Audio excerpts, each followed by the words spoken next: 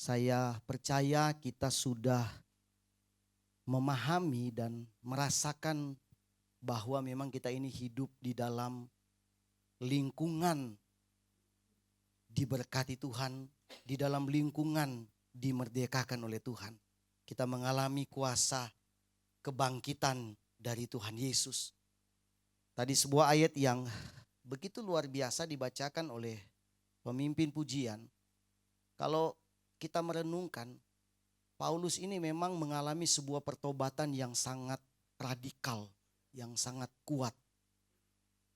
Bayangkan dia itu adalah seorang murid Tuhan Yesus yang tidak langsung berjumpa dengan Tuhan Yesus seperti murid-murid yang lain. Seperti 12 murid. Walaupun sebetulnya kalau dilihat hitung waktu, dia itu hidup di zaman Yesus itu. Tetapi memang tidak berjumpa sampai peristiwa Yesus mengalami kematian. Tapi coba kita lihat betapa luar biasanya pengenalan Paulus akan Allah, akan Yesus dalam hidupnya. Yang mengubah kehidupan dia menjadi seorang yang betul-betul memahami tentang pengenalan itu. Dia mau bilang begini kalau kita bahasakan hari-hari ayat yang dibacakan tadi. Upah dosa itu adalah kematian, maut. Lalu dia bicara kepada maut, di mana sengatmu? Dia mau bilang kuasa dosa itu tidak lagi mempengaruhi kehidupan kita. Ketika kita mengalami yang namanya kuasa kebangkitan di dalam Yesus. Makanya ayat itu mendorong supaya kita tetap berdiri teguh, jangan goyah, giat selalu dalam pekerjaan Tuhan. Bahkan dikatakan jeripayamu di dalam Tuhan. Sama-sama katakan. Ya. Itu pengenalan Paulus terhadap Yesus. Mengalami transformasi yang begitu luar biasa dalam hidupnya. Kekristenan itu harus mengalami itu dalam hidup kita. Tidak hanya sebatas kita mengerti dan memahami Tuhan lewat pikiran manusia. Tapi harus mengalami perubahan yang total dalam hidup kita. Makanya ada satu ayat yang akan menjadi ayat pembuka kita pada sore hari ini. Yang tentunya ditulis oleh Paulus yang kalau saya merenungkan ayat ini. Dalam tanda petik saya mau bilang Paulus ini rada gila memang. Coba kita bacakan Filipi 3 ayat yang ke-10. Filipi 3 ayat yang ke-10. Yang ku kehendaki ialah mengenal dia dan kuasa kebangkitannya dan persekutuan dalam penderitaannya, di mana aku menjadi serupa dengan dia dalam kematiannya. Ada 4 kata penting di sini ya. Walaupun tidak 4-4 saya terapkan di sore hari ini, tapi menjadi landasan berpikirnya kita tentang pengenalan akan Tuhan. Paulus mengatakan yang ku kehendaki ialah mengenal dia, mengenal kuasa kebangkitannya, hidup dalam persekutuan dalam penderitaan. Satu hal yang perlu kita sadari betul Bapak Ibu, sore hari ini kasih tahu kepada banyak orang.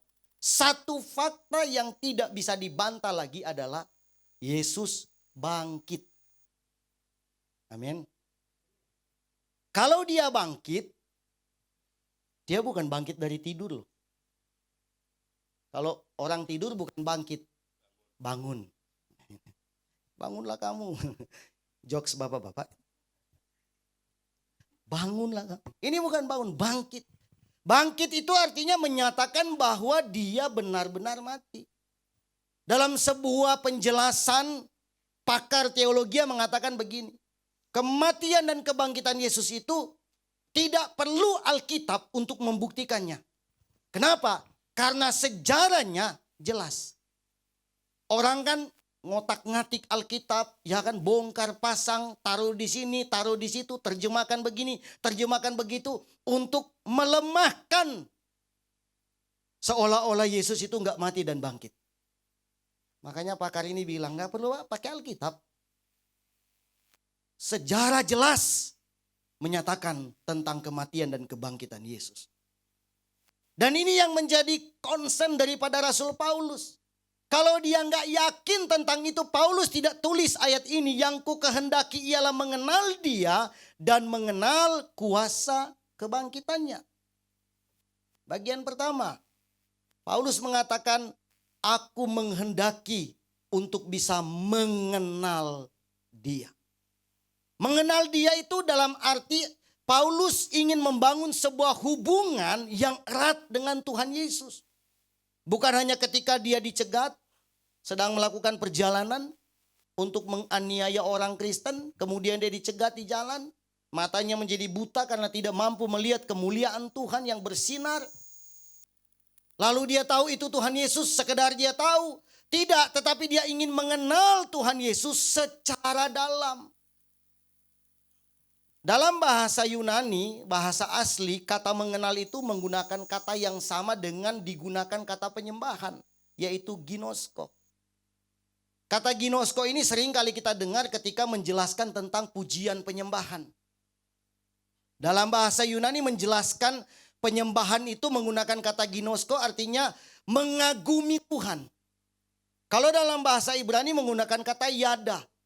Yada itu artinya mencium Tuhan, mengagumi Tuhan. Tapi kata yang sama ginosko juga dipakai dengan kata mengenal dia. Artinya bukan hanya sekedar mengenal dari jarak jauh. Kita boleh kenal presiden kita Republik Indonesia. Tapi kita tidak pernah berhubungan dengan dia secara dekat. Sampai hari ini kita belum pernah bersalaman dengan dia. Dia belum tahu siapa saya. Walaupun saya tahu dia adalah presiden di negara kita. Tapi kata mengenal ini selalu dikatakan membangun sebuah hubungan yang erat. Gereja hari-hari ini harus semakin membangun hubungan yang erat dengan Tuhan.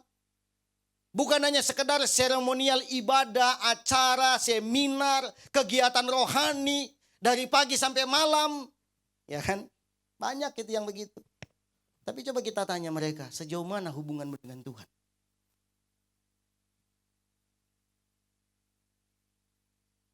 Hidup mengenal Tuhan bukan cuma tahu tentang Yesus.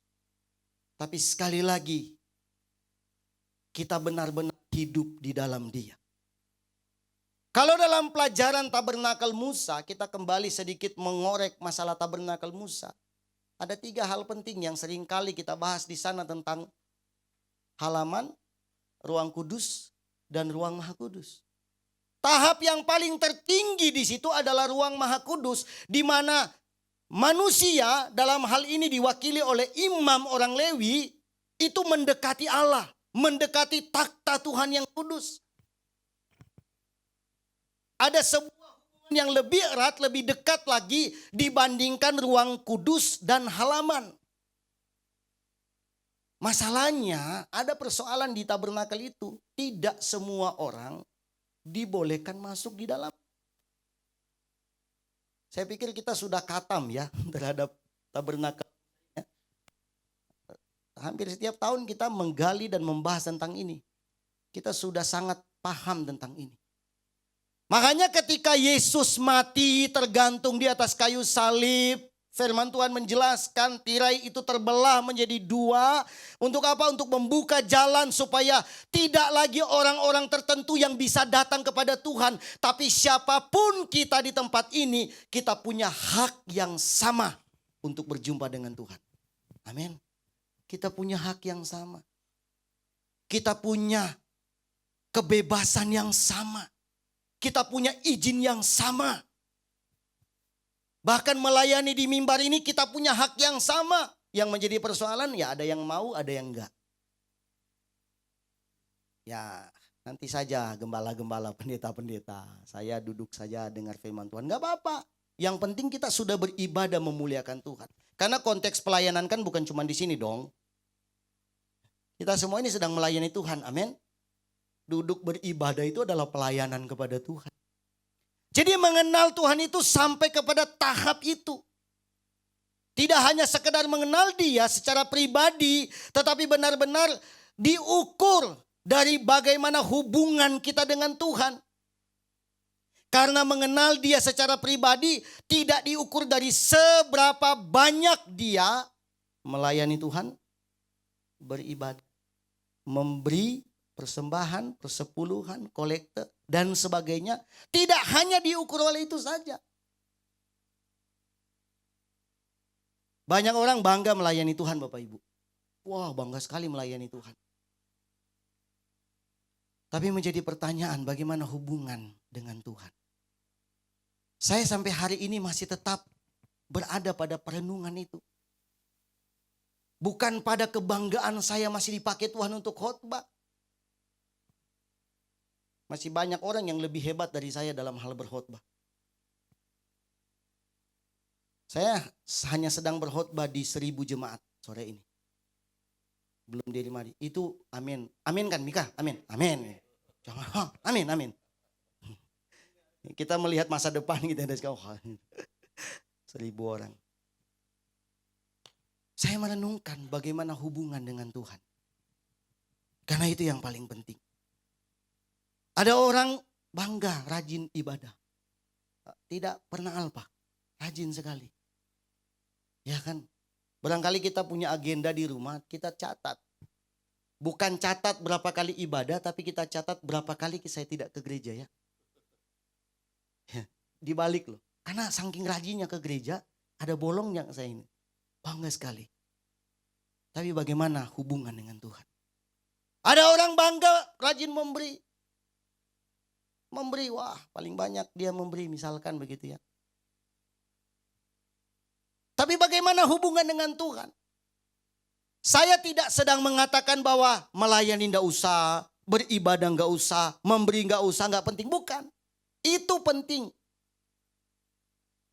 Makanya dikatakan orang yang rajin melayani, rajin ibadah, rajin memberi belum tentu memiliki kualitas pengenalan akan Tuhan dengan baik. Tapi sebaliknya orang yang memiliki kualitas hubungan yang baik dengan Tuhan sudah tentu rajin ke gereja, rajin melayani, rajin ibadah, dan pasti gemar memberi persembahan buat Tuhan. Amin. Karena didorong oleh pengenalan. Nggak ada urusan lagi buat dia soal berapa kali saya ke gereja, berapa kali saya melayani, berapa banyak yang saya beri. Nggak ada urusan. Karena kecintaan terhadap Tuhan itu yang membuat dia mendorong bersemangat untuk melayani, untuk rajin beribadah, dan rajin memberikan buat Tuhan. Saya selalu mengambil gambaran ukuran orang-orang yang ada di daerah saya. Mungkin juga di daerah Pak Daniel, Medan yang mayoritas Kristen. Saya mau bilang kita di sini terus terang aja ya. Kita betul-betul ibadah itu cuma minggu pagi, minggu sore, Selasa. Yang datang Selasa ya. Pakai Zoom juga ada. Kamis itu nonton. Tuh. Kalau hari Minggu pagi kan pilihan ya. Bisa nonton lewat streaming, bisa juga datang, gak apa-apa. Sama, yang penting hati. Tapi itu saja. Kalau di kampung saya, mohon maaf Pak, hampir tiap hari, hampir tiap malam ibadah. Saya bilang ya, pagi ibadah, Minggu pagi. Minggu sore ibadah penginjilan. Oke? Hari Senin, Selasa, Rebo, itu ibadah rumah tangga. Kalau di gereja saya itu ada istilahnya namanya rayon. Saya nggak tahu apa ya. Komsel. Di sana rayon gitu. Komsel. Komsel A Senin, komsel B Selasa, komsel C Rabu. Hari Kamis ibadah tengah minggu. Oke? Tengah minggu. Jumat libur. Sabtu yut. Yut bukan yut. Itu yang datang dari umur 70 tahun sampai umur. Tapi disponsori namanya oleh youth. Apalagi yang saya bilang seringkali bersaksi tentang Natal. Ya kan? Kalau jemaatnya 40 kepala keluarga, 1 bulan cuma 30 hari, berarti ada kelebihan 10 kan? Nah yang 10 itu didouble ibadahnya. Ibadah jam 6 sampai jam 7 dipercepat begitu di keluarga A, lalu langsung melompat ke keluarga B. Ibadah, sama ibadah. Kadang-kadang saya waktu pulang, kan masih sempat waktu 2 tahun lalu pulang masih marak-maraknya ibadah karena Januari saya pulang. Saya sempat guyon ke mereka, bertanya, masih terjaga nggak kualitas hubungan dengan Tuhan? Dengan rutinitas yang padat beribadah. Itu jawabnya masing-masing. Kita nggak bisa menghakimi. Segitu banyak jumlah ibadah loh, bayangin. Belum ada istilah, kalau istri saya bilang, Pi masih ada sampai sekarang yang kalau cari dana untuk pembangunan gereja atau renovasi, itu bikin kantin namanya. Namanya kantin. Kantin di sana dengan sini beda ya. Kantin tuh bikin pondok kecil di pinggir jalan, oke, ada yang dagang, apa segala makanan yang didagang, ada pegang mic sama toa. Cekat-cekat orang yang lewat. Itu aduh luar biasa loh. Tapi kan budaya ya. Budaya. Mungkin di Medan juga punya budaya yang lain yang sangat kental dengan kegiatan-kegiatan ibadah.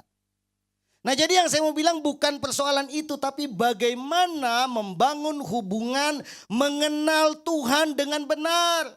Itu dia yang Paulus mau sampaikan. Pengenalan dengan Tuhan dengan benar. Mengenal Yesus sama dengan mengalami Dia dalam hidup sehari-hari. Kalau bahasa yang sering kali kita dengar itu adalah mengalami Tuhan. Apa itu mengalami Tuhan? Apa yang dimaksud mengalami Tuhan? Coba kita baca di dalam Mazmur 34 ayat yang ke-9. Mazmur 34 ayat yang ke-9. Kecaplah dan lihatlah betapa baiknya Tuhan itu. Berbahagialah orang yang berlindung padanya. Kecaplah dan lihatlah betapa baiknya Tuhan itu. Itu mengalami Tuhan. Mengalami kebaikan Tuhan, mengalami penyertaan Tuhan dalam kehidupan kita setiap hari. Pertanyaan penting, adakah kita di tempat ini yang hadir saat ini berani menyampaikan bahwa saya tidak pernah mengalami kebaikan Tuhan? Wah, silakan. Sebaliknya, saya terlalu sering mengalami kebaikan Tuhan. Amin. Gereja ini terlalu sering mengalami kebaikan Tuhan. Pribadi kita terlalu sering mengalami kebaikan Tuhan. Jadi mengalami Tuhan itu artinya kita hidup di dalam penyertaan Tuhan. Itu yang Paulus mau bilang. Yang ku kehendaki adalah mengenal Dia, yaitu mengalami Tuhan di dalam hidupnya. Sebuah perubahan transformasi yang begitu radikal yang dialami oleh Paulus. Bayangkan dulu dia seorang ahli hukum Taurat, tapi bertolak belakang, gemar menganiaya orang. Padahal hukum Taurat mengajarkan salah satu hukum apa? Jangan membunuh. Tapi dia membunuh tuh. Pembunuh Paulus ini. Paulus. Dia menerjemahkan hukum Taurat dengan cara dia sendiri. Tapi ketika dia hidup diubahkan Tuhan, Paulus penuh kasih. Penuh kasih karunia Tuhan. Segala kesabaran. Dia mengalami Tuhan, mengalami kebaikan Tuhan yang luar biasa. Apa yang dimaksud dengan mengenal Yesus? Mengenal Yesus sama dengan bergaul karib dengan Allah. Bergaul karib dengan Tuhan. Dalam Mazmur 25 ayat 14 dikatakan,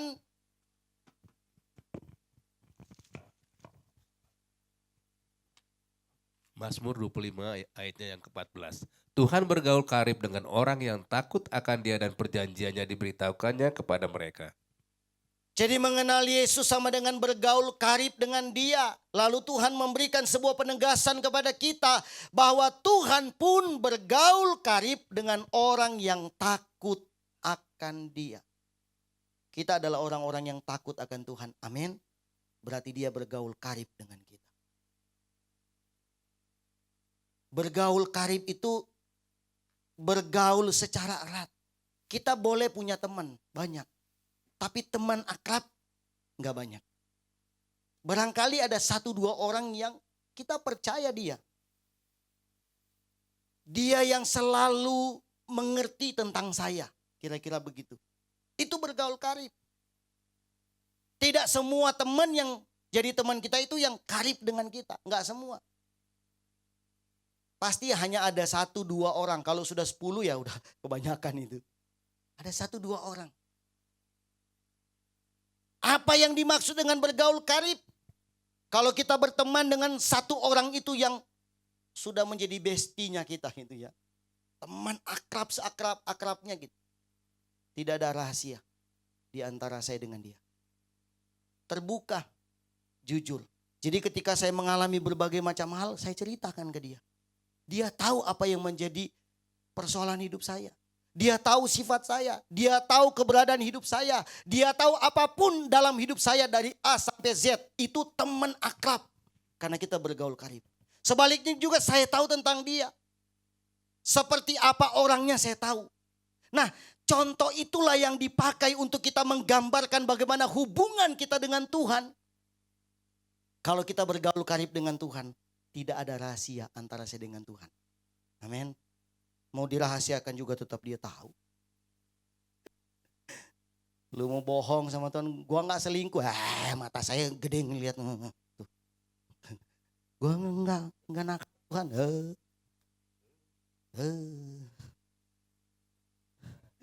Belum melakukan kau, saya sudah tahu kemana kamu. Ya, ada cerita lucu.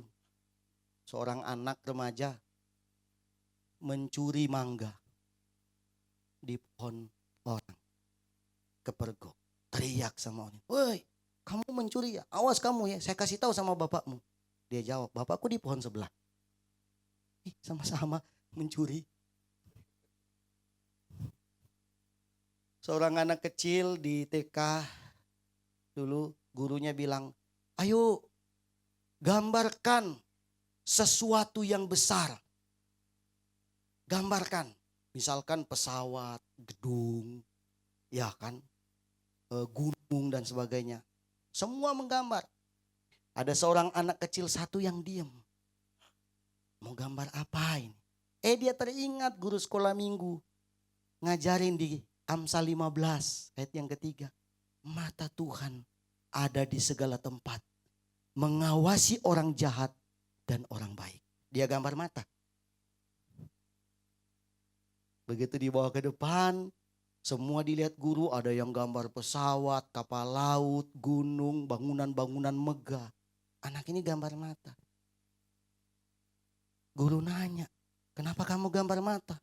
"Oh, Bu, ini bukan mata sembarangan mata. Ini mata Tuhan Yesus."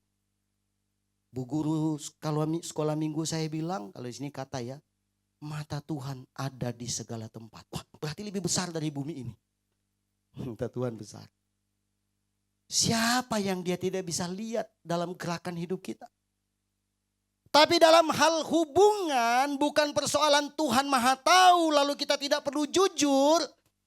Kita tidak perlu, kita menjaga rahasia. Yang Tuhan mau adalah kita tidak menyimpan rahasia. Terbuka, jujur kepada Tuhan. Karena Tuhan tahu di balik kejujuran kita ada pemulihan Tuhan. Kadang-kadang kita kalau mau jujur sama orang itu malu. Tapi kalau ke teman akrab itu sih enggak sih, dia kan udah tahu tentang saya. Ada satu orang yang pegang rahasia hidup saya misalkan begitu. Kita berani jujur ke dia, tapi ke Tuhan enggak. Orang yang hidupnya bergaul karib dengan Tuhan, dia tahu isi hati Tuhan. Artinya dia tahu apa yang Tuhan suka dan apa yang Tuhan tidak suka. Ini yang Paulus kejar. Dalam pengenalan akan Tuhan, Paulus sedang ingin memahami apa yang Tuhan mau dalam hidupnya. Kita dalam mengenal akan Tuhan, kita cuma mau, Tuhan apa yang saya inginkan, tolonglah Tuhan penuhi. Tolonglah Tuhan kabulkan doa saya. Tapi kita tidak pernah mau memahami apa yang Tuhan mau dalam hidup kita dan apa yang Tuhan tidak suka untuk kita lakukan. Seringkali kita tidak jujur pada hal itu. Apa yang Tuhan mau dalam kehidupan kita? Apa kesukaan Tuhan? Firman Tuhan bilang melakukan kehendak Bapa di surga. Amin. Kita melakukan kehendak Bapa. Dalam pengenalan kita akan Dia, kita melakukan kehendak Bapa. Inilah yang harus terjadi bagi kita yang sudah mengalami yang sudah mengenal Tuhan dalam kehidupan kita dan mengalami kuasa kebangkitan itu, hidup mengenal Dia dan hidup bergaul karib dengan Tuhan, bergaul erat dengan Tuhan. Bagian yang kedua yang dimaksudkan Paulus adalah dan mengalami kuasa kebangkitannya. Mengalami kuasa kebangkitan bukan hanya sekedar simbol, tapi itu harus menjadi bagian dalam kehidupan kita. Apa yang dimaksudkan dengan mengalami kuasa kebangkitannya? Poin pertama, catat baik-baik. Mengalami kuasa kebangkitan artinya hidup kita diubahkan oleh Tuhan. Kita harus mengalami perubahan dalam hidup ini. Bukan hidup lama lagi, tapi mengalami perubahan. Kuasa yang membuat kita hidup menjadi baru. Kalau ada orang yang hidupnya lama, hidup lama, melakukan berbagai macam kegiatan dosa, lalu dia mengenal Tuhan dan hidup dalam kuasa kebangkitan, tapi dia tidak mau meninggalkan yang lama ini, itu diragukan mengalami kuasa kebangkitan. Kebangkitan itu membawa sesuatu yang baru dalam hidup kita. Apa yang dikatakan di dalam Roma 6 ayat yang keempat? Roma 6 ayat yang keempat. Dengan demikian kita telah dikuburkan bersama-sama dengan Dia oleh baptisan dalam kematian, supaya sama seperti Kristus telah dibangkitkan dari antara orang mati oleh kemuliaan Bapa, demikian juga kita akan hidup dalam hidup yang baru. Demikian juga kita akan hidup dalam hidup yang baru. Dalam 1 Korintus juga mengatakan yang lama sudah berlalu dan yang baru sudah datang. Itu kuasa kebangkitan, kita hidup di dalam kehidupan yang baru. Kita tidak terkungkung oleh dosa lagi, oleh ketakutan, oleh tidak punya pengharapan.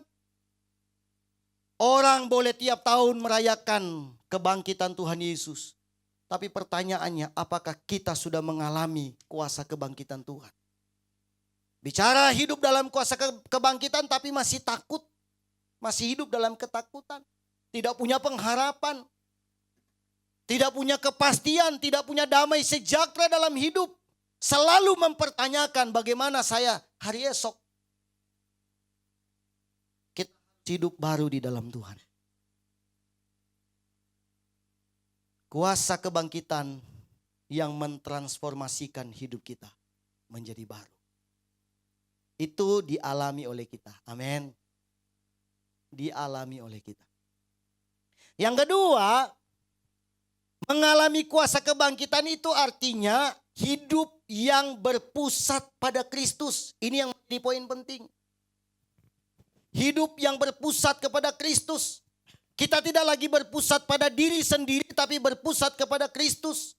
Mengalami kuasa kebangkitan, hidup yang makin serupa dengan Kristus. Kita semakin menjadi serupa dengan Kristus. Dalam hal apa itu? Cara berpikir kita berubah. Prioritas hidup kita berubah. Dan hati kita berubah. Kalau dulu cara berpikir kita kotor, cara berpikir kita tidak benar, cara berpikir kita nakal, cara berpikir kita picik. Tapi ketika kita hidup di dalam Kristus, berubah menjadi baik.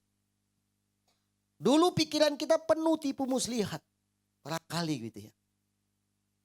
Penuh rancangan jahat. Tapi ketika kita hidup dibaharui Tuhan lewat kuasa kebangkitan, cara berpikir kita menjadi positif. Atau dulu mungkin cara berpikir kita selalu meragukan, hidup dalam keraguan. Ini bagaimana, itu bagaimana, nanti bagaimana. Tapi ketika kita mengalami kuasa kebangkitan, hidup kita tidak perlu ragu. Amin. Buat apa dia ada buat untuk kita? Kalau kita masih meragukan semuanya itu. BBM boleh naik. Yang penting subsidi nggak naik. Amin. Nah itu dia. BBM boleh naik. Yang penting BBM subsidi tidak naik. Kalau itu naik, pikiran kita kacau. Waduh, silakan. Kita minta Tuhan kiamat besok aja lah.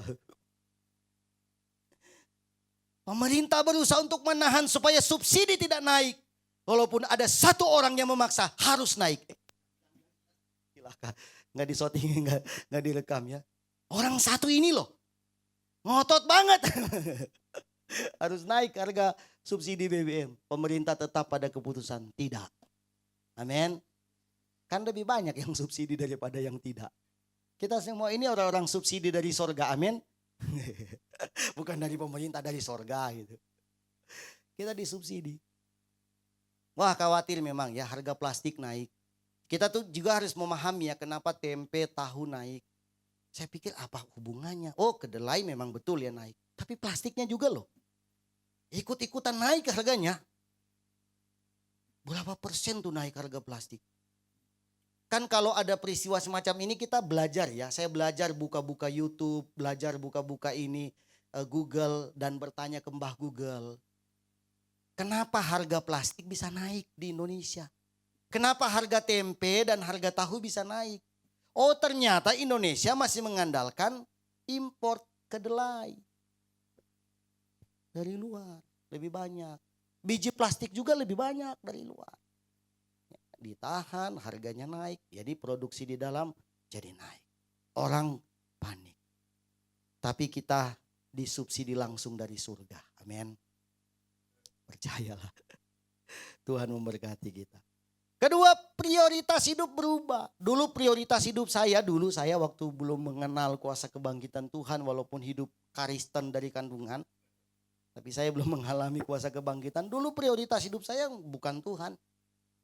Boro-boro prioritas hidup. Walaupun ibadah ke gereja. Ya kan.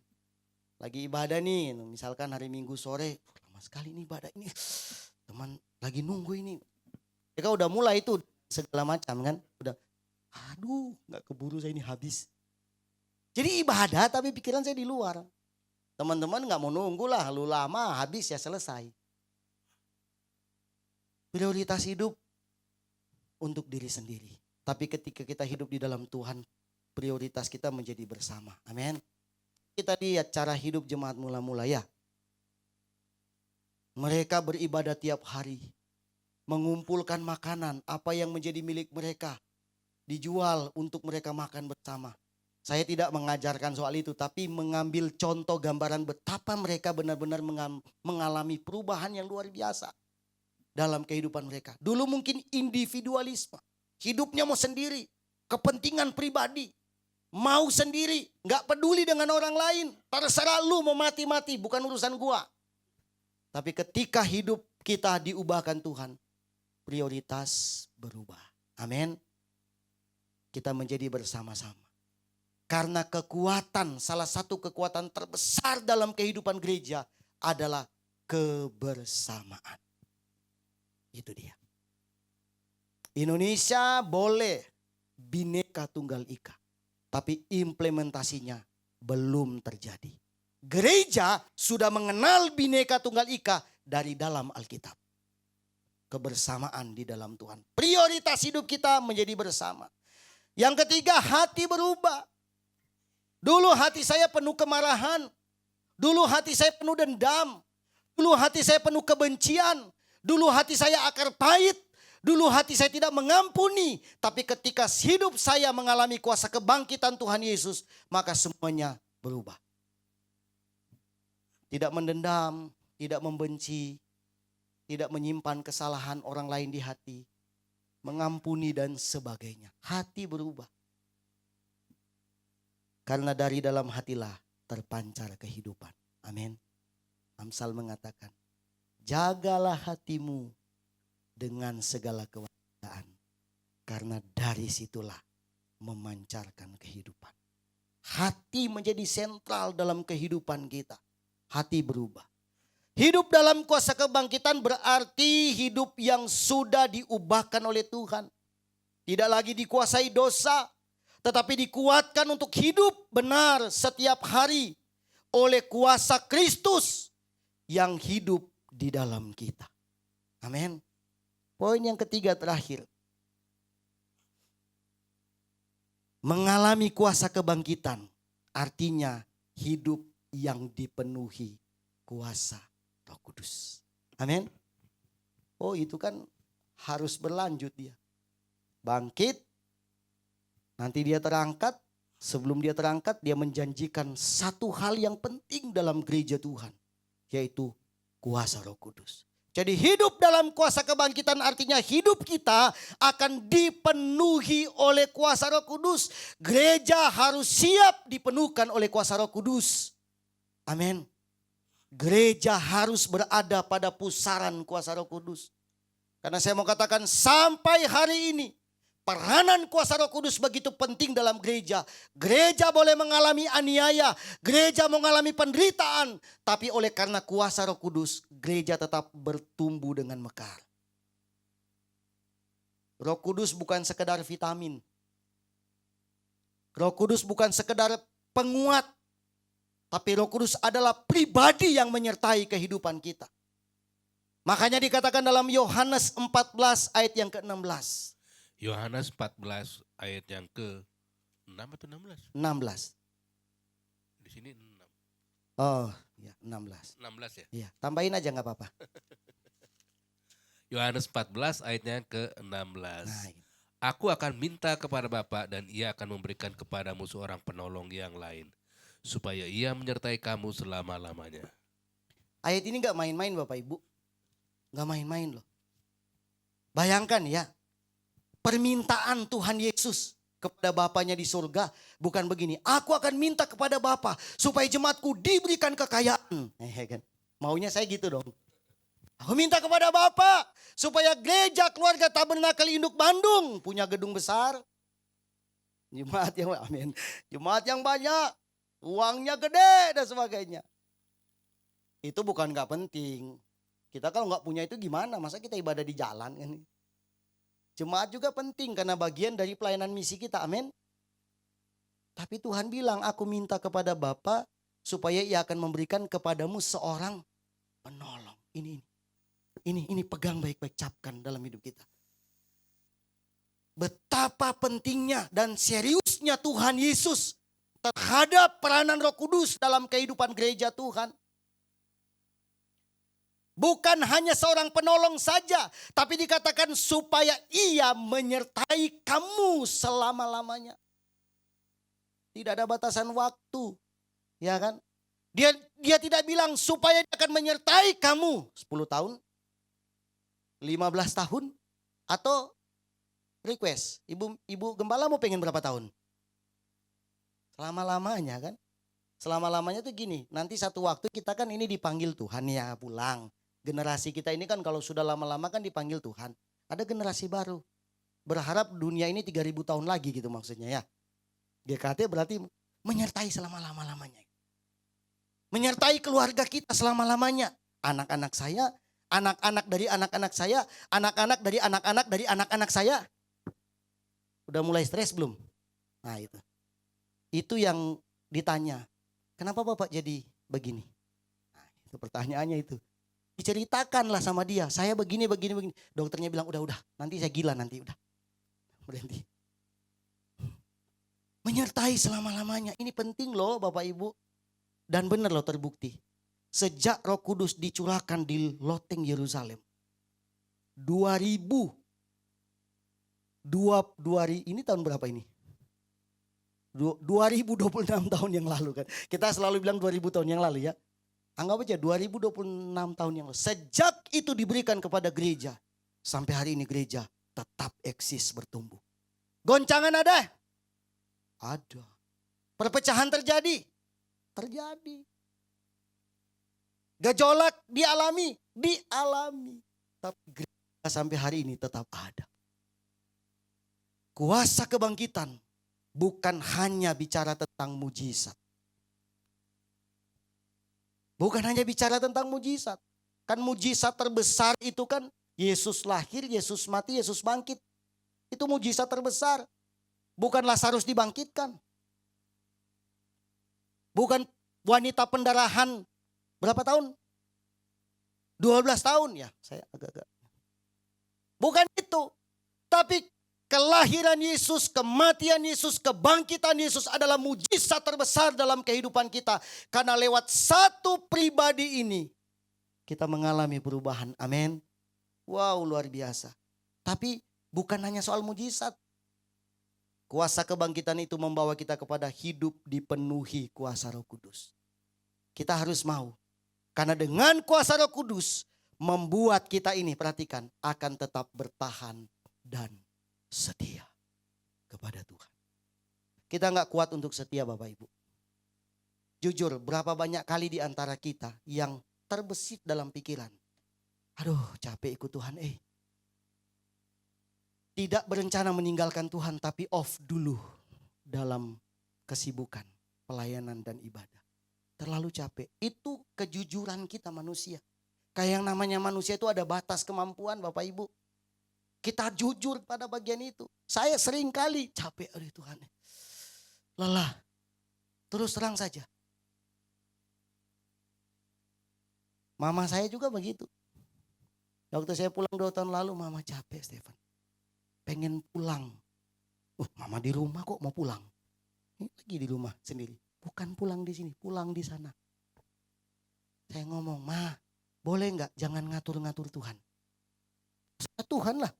Panggil hari ini boleh. Mau panggil 5 tahun lagi, oke, 10 tahun lagi terserah Tuhan. Tapi satu kata, Mama capek. Kenapa lelah? Kenapa capek? Ada sesuatu yang dia simpan di hatinya yang dia tidak mau cerita. Saya bilang mama itu adalah seorang ibu yang selalu memberikan saya kekuatan. Kalau pegangan saya ini sudah mengaku nggak kuat, gimana saya gitu. Makanya disuruh belajar, Bapak Ibu, dengarkan baik-baik. Pegangan satu-satunya dalam hidup kita cuman Yesus. Amin. Jangan kepada yang lain. Kita akan lelah. Dengan adanya Roh Kudus dalam kehidupan kita, kita akan tetap setia kepada Tuhan. Gereja abad pertama mengalami aniaya yang hebat. Saya mau katakan begini, tidak ada penderitaan yang lebih hebat yang dialami oleh gereja kecuali gereja abad pertama. Mereka betul-betul diperhadapkan dengan aniaya yang nyata di depan mata. Dibakar, digergaji, digoreng. Ya kan? Dipenggal kepalanya. Petrus disalibkan, kepala di bawah. Ada yang mau begitu? Kita bukan persoalan begitu. Mereka mengalami banyak hal, tapi coba lihat. Karena peranan Roh Kudus dalam kehidupan gereja Tuhan, mereka tetap setia kepada Tuhan. Peranan Roh Kudus penting. Kemarin ini bagian terakhir. Ibu Gembala sudah sempat singgung tentang retreat seminar yang kami hadiri di Lembang. Pendeta Daniel, saya, Mika, Ibu Gembala dan teman yang lain. Ada Desmond juga. Ya, Desmond. Pulang di hari kedua. Pulang di hari kedua. Dalam seminar itu Bapak Ibu, sebetulnya yang dikupas tuntas di situ tentang perjalanan Ayub. Tapi diselingi dengan kisah yang namanya Minhe. Seorang wanita percaya Yesus yang tinggal di Korea Utara. Ketika dia kenal Yesus, ekspektasi dalam hidupnya, harapan dalam hidupnya akan berubah secara materi, finansial dan sebagainya. Apa yang dialami?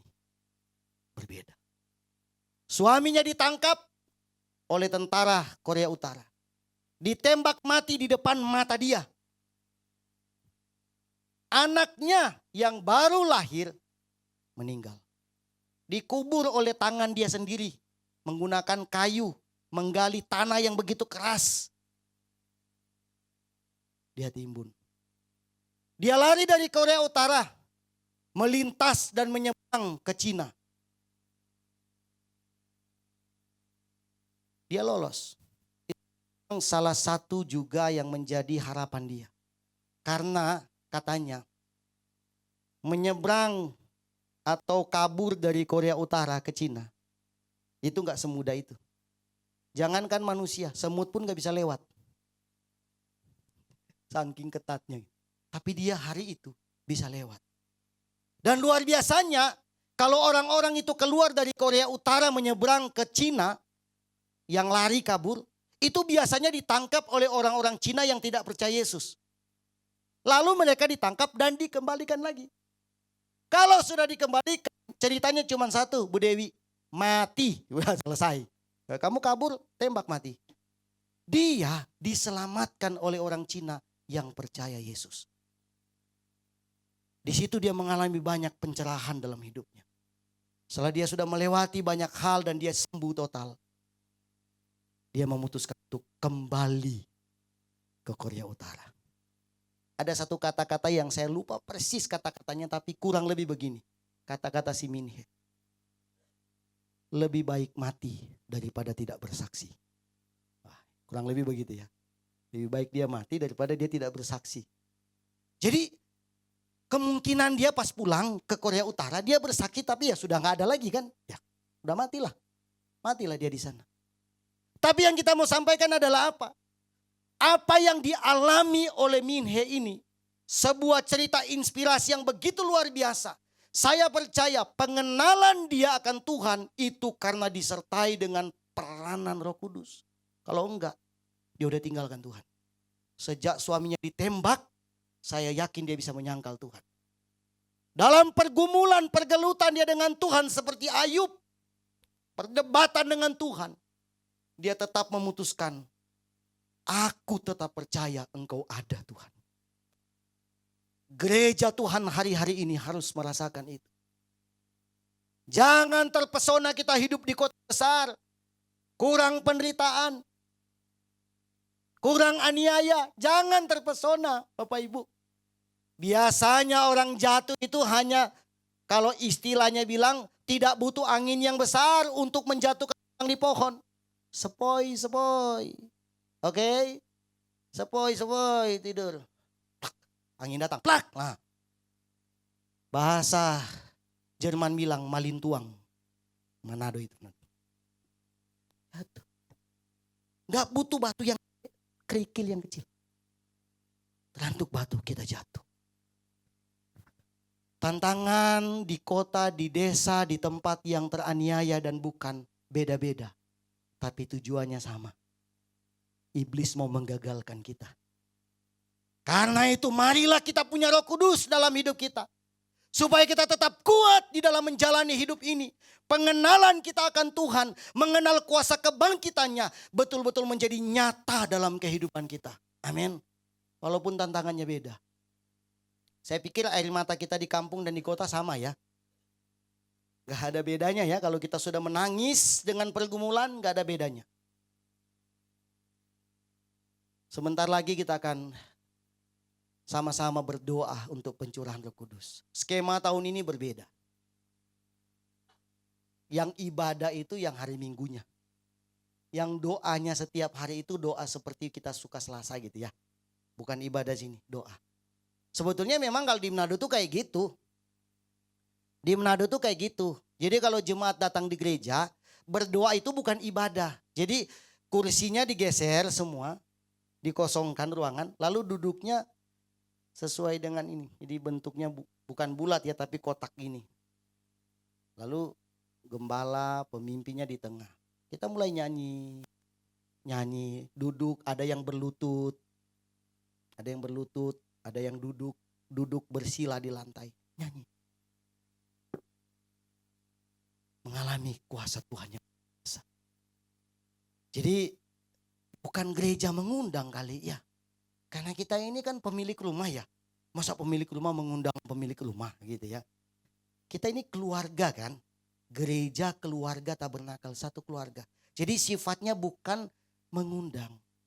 Tapi memberitahukan, mengingatkan. Nanti tanggal segini, tanggal berapa doanya? Tanggal 15 April, Mei 15. Mulai dari tanggal 15 Mei, sebelumnya ibadah hari Minggu dulu kenaikan. Kamis. Oh ya, baru nanti kita ikut doa pencurahan Roh Kudus. Ambil waktu sejenak saja. Mungkin tidak bisa tiap malam karena ya kita juga nggak bisa nggak bisa apa ya, Ya mengertilah kalau ada urusan-urusan penting. Tapi dalam 10 malam itu di luar dari yang pas kena hari Minggu, datanglah coba. Nikmatin kuasa Tuhan dalam hidup kita. Saya sudah biasa berdoa seperti itu. Sudah biasa itu bukan biasakan diri. Cimodi bilang ditendang sama opa. Pak, doa cepat, kalau enggak papa pukul gitu. Aduh cilaka. Nikmatin kuasa Roh Kudus. Karena itu yang menjadi semangat dalam kehidupan kita. Saya yakin Bapak Ibu, pengenalan kita akan Tuhan, kita mengerti banyak firman Tuhan. Itu kalau dilengkapi dengan peranan Roh Kudus, itu akan menjadi indah dalam hidup kita. Amin. Jadi itu dia. Roh Kudus penting buat kita. Kenapa kita mulai sampaikan dari hari-hari ini? Untuk supaya menantang diri kita sendiri. Untuk ada kecintaan terhadap itu. Banyak gereja sekarang yang saya tidak menuduh mereka tidak percaya peranan Roh Kudus, bukan. Tapi itu seperti dikecilkan. Gak terlalu penting. Gereja harus kembali ke situ. Kalau Tuhan bilang dia meminta kepada Bapa kirim kepada kita, itu bukan main-main Bapak Ibu. Penting.